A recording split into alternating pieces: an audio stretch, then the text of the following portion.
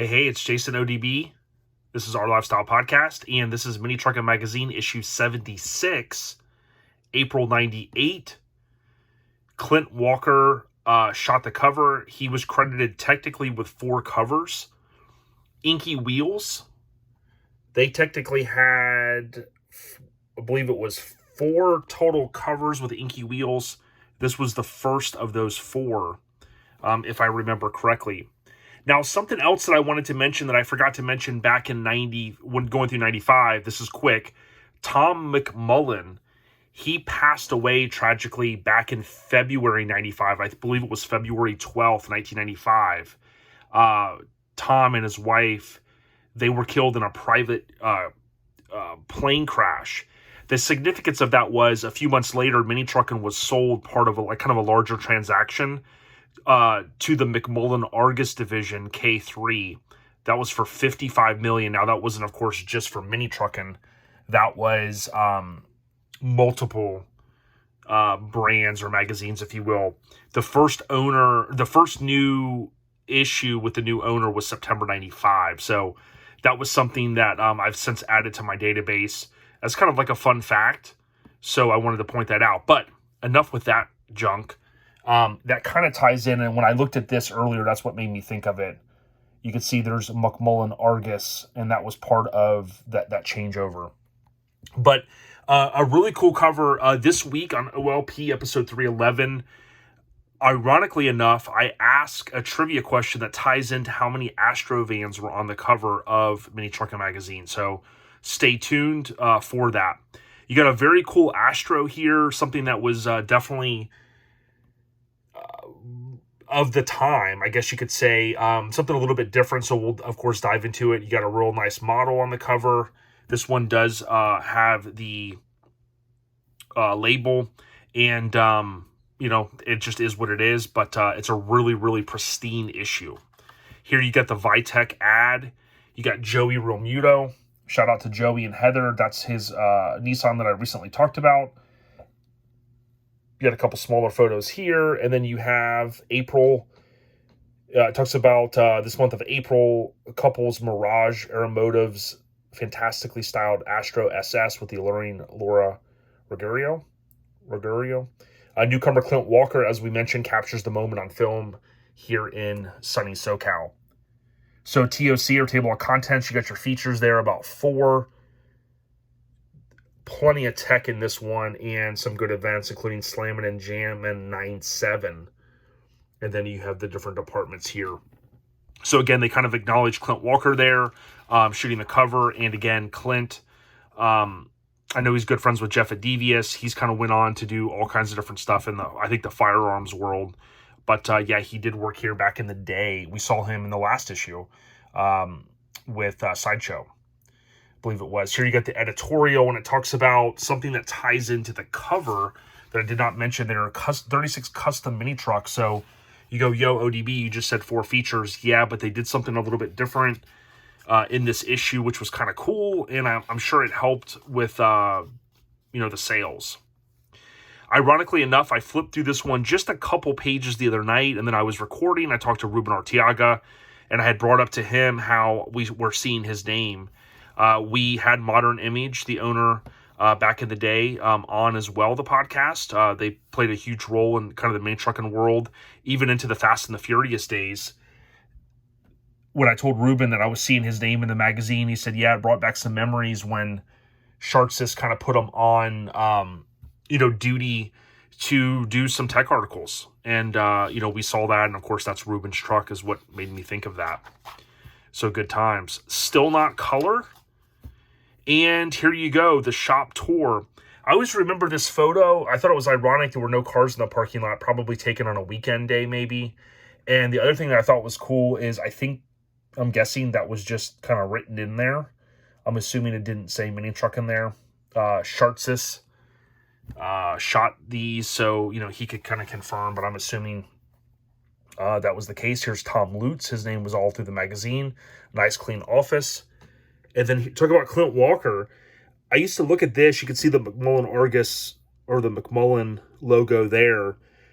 I always remember looking at this going, you know, I didn't know all these names when I was younger, but I thought to myself, was this his office, or did he walk in maybe one of the other guys' offices to have this much stuff? You know, if he was kind of a new guy, but you know, I don't. That could have been the head boss. I didn't reread.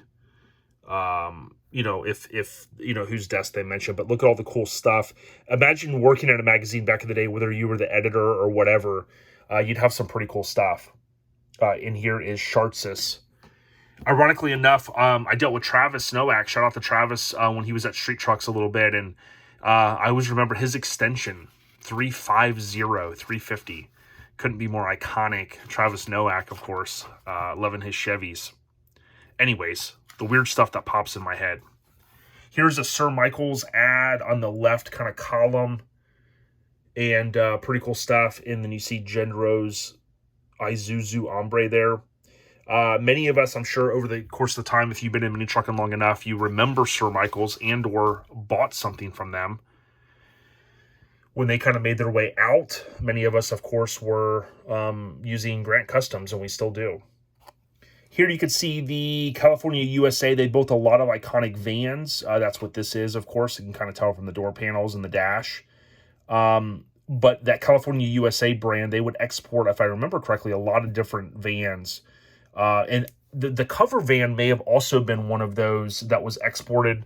I'd mentioned to Ruben that I was about to flip through this issue, and he brought that up. And I do know that that was big business in that era. I always remember this feature hard to top. Something always stuck with me about it was April 98. This was a feature that was done by the Photography Associated Photographics. Okay. So if I remember correctly, I'm going back from literally, I have not reread this. I believe they submitted their own feature photos, and like they were good enough to be used. So we see Relaxed, which was something that we would see, you know, obviously from the different truck clubs. There was also one truck that comes to mind on Truckin cover, a yellow OBS truck that had Relaxed on the license plate. Super clean, kind of indoor photo shoot. A couple things that stood out to me is obviously this killer Toyota. It's got the wing on the back. Super clean, nice polished billets. But look at the interior in this thing. Man, dude. Always love seeing the kick pods or speaker pods, if you will, kind of in the door that way. Whether it was like a mesh material, but it just always looks really clean. It's funny because I was looking at a high-end Lincoln build this morning that had some huge kick pods. A Lincoln that sold over $700,000, and it has some huge kick panels in the Lincoln. They're actually in the kick panel section, but you know, that mesh material or whatever they used over the years always looked good. Here is, since the Mini Truckin staff doesn't make it to Denver, Colorado too often, Marcus took it upon himself to have the truck photographed. So you talk about next level. You know, you pay a photographer to shoot photos of your truck. You know, who knows however much it was. Maybe it was a friend. You submit them, and boom, feature out of that. So super cool.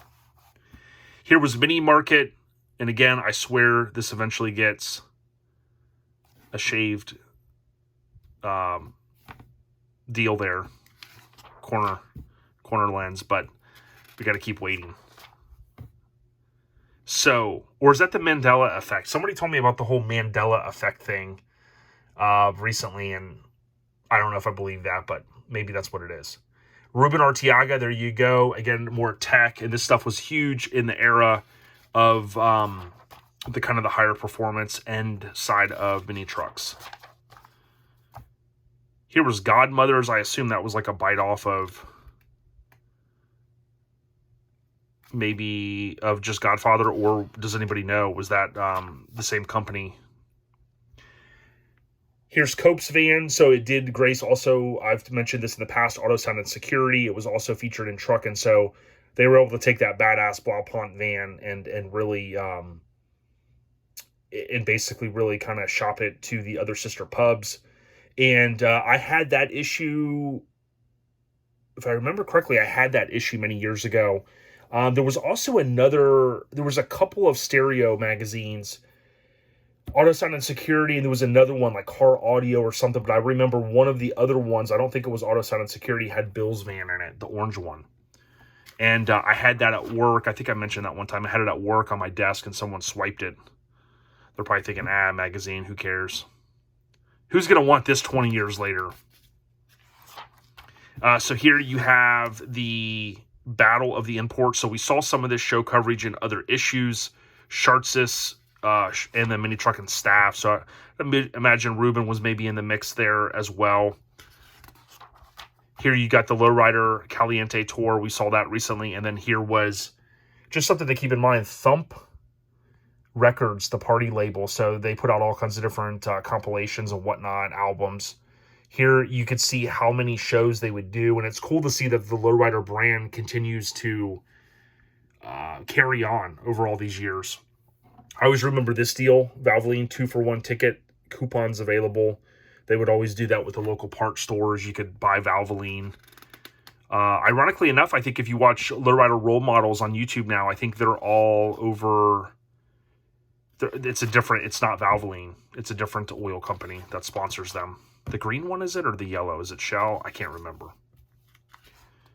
So here you go. Aeromotive Appeal. Clint Walker does the write-up.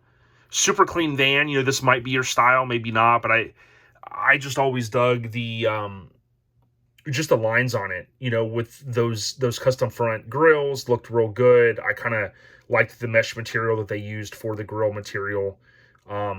Maybe not something I would have necessarily owned, but certainly now I would say, dude, I'd take this thing any day. And they kind of spun the whole, as we saw in the table of contents, Astro SS. So, you know, it's technically not an SS, right? I don't think they ever made that, but they're certainly able to spin it that way in the feature and with the build itself. In that era, you know, not probably a lot of accessories available, but I do recall dash kits, such as that carbon fiber kit there. The famous double din GM stereo you can see there in steering wheel. And some kind of reminiscent of the OBS trucks with the air-conditioned knobs there. Please like and subscribe to our channel. So like the video, subscribe to the channel if you can. It really helps us out. We're going to go through all 269 of these. We're not going to stop, though, because we have plenty of tailgates, truckins, and all of the other magazines to go through. This was a famous Blazer, big-wheeled Blazer, small block under the hood. I shared a photo recently of that. Shout out to Kirk from No Regrets. He lives in Lando Lakes. Became good friends with him, and he has graciously shared a bunch of photos with me from the late 90s era, and that was one of them that I shared. This was a staple at all the shows. Here's a Geo Tracker doing some bouncing. Mo bounce to the ounce. If you want some good throwbacks, go back and watch some of the crisscross videos. I was just telling Kirk, we were talking about hip-hop and cars and stuff, and, you know, crisscross were heavily influenced kind of on the West Coast, you know, with that West Coast style. But the other cool thing is, if you watch some of their videos, they have mini trucks and lowriders bouncing. Like, of course, the Jump video has some Impalas in it. Here's a super feature spectacular. So they hinted on the cover what this was, and this would have been fantastic, I would say, for their numbers, because, you know, they basically put all these mini features in here, which I think is great. And, you know, anybody that would have had their truck featured like this would have no doubt went out and bought at least one, if not multiple copies. And that would obviously help drive the sales of the mag. But certainly, I've said in the past, you know, with some of these, so many trucks over the years got shot and never ran for whatever reason. So this gave an opportunity, if they maybe all the photos didn't come out. I can't necessarily say that they didn't have the stat sheet, because look, they do have some intel, but, you know, they might shoot 100 trucks and run 50 of them, because, you know, those were the 50 best. So in this example, they were able to take a bunch of features and go, hey, let's run them, and let's make it happen here. This is one of my favorites from the this feature, and that was British Columbia, Canada, Rob and Carrie Falk.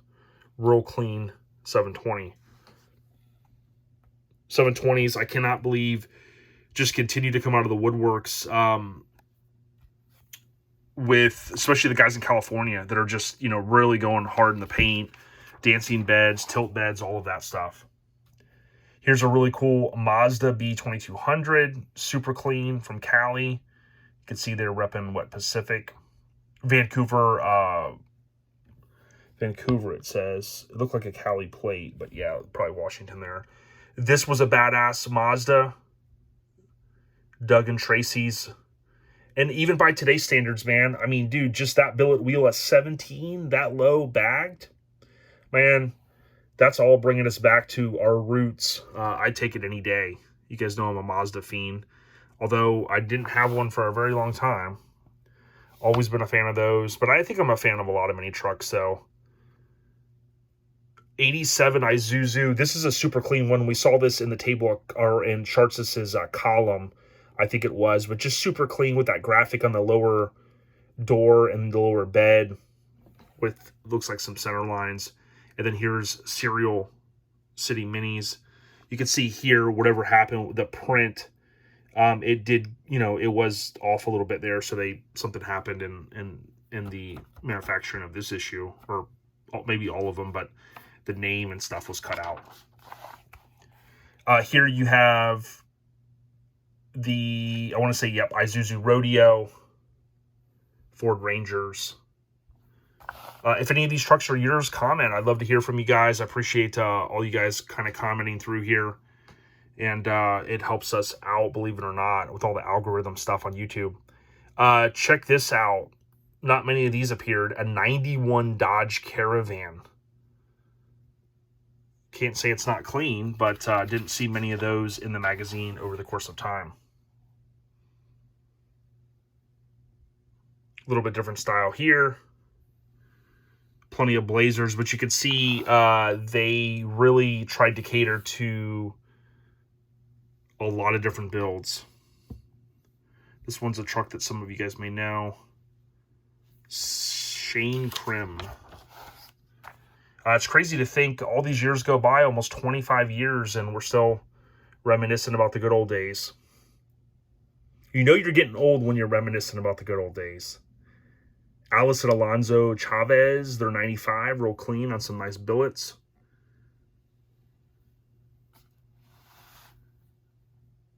And another ad. Stick It, so just something simple, but putting a windshield banner on there. Here you have Dress to Impress. I used to always love these. Just different things, you know, little pulleys and little hardware that you could do. You know, this was kind of in my wheelhouse. I was like, I can do some of this shit.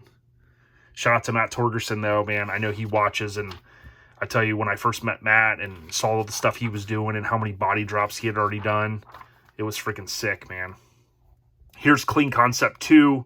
So Joey's Nissan, super clean. This, I believe, was probably shot at, I would say, I think he told me one time it was shot at Showfest, I'm guessing, based upon the gravel and stuff. There was kind of some good areas there where people would shoot the photos, the photographers, that is. Look how clean this thing is here. Boyd, a billet aluminum steering wheel. All that tweed. Just super clean. It's kind of hard to tell. He's got a nice, kind of a higher-end head unit there. I don't know if it's like a multi-disc in-dash CD deal. But super clean, no doubt. Wazap. So what's going down? Here you got Tougher Than Leather. This is Raddy's, R-A-D-I. Raddy's Upholstery. You guys will remember them. Courtney and folks kind of worked with these guys a lot. And we can see right here from their hat. Kind of old school. Garden Grove Cali. Killer Cali. Here you got Mini Truckin Diary. Flows, Hoes, and Junkyard Dogs by Wyatt Strange.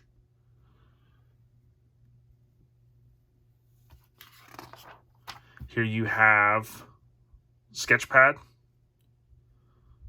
Some cool art. I can't do any of it.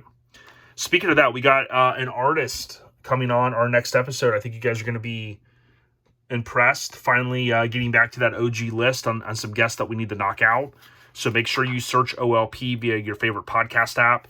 If you're like, dude, what's a podcast? You know, open Pandora, open Spotify, Open Apple Podcasts. If you have an iPhone, it's a pre-installed app. It's purple. Search for OLP.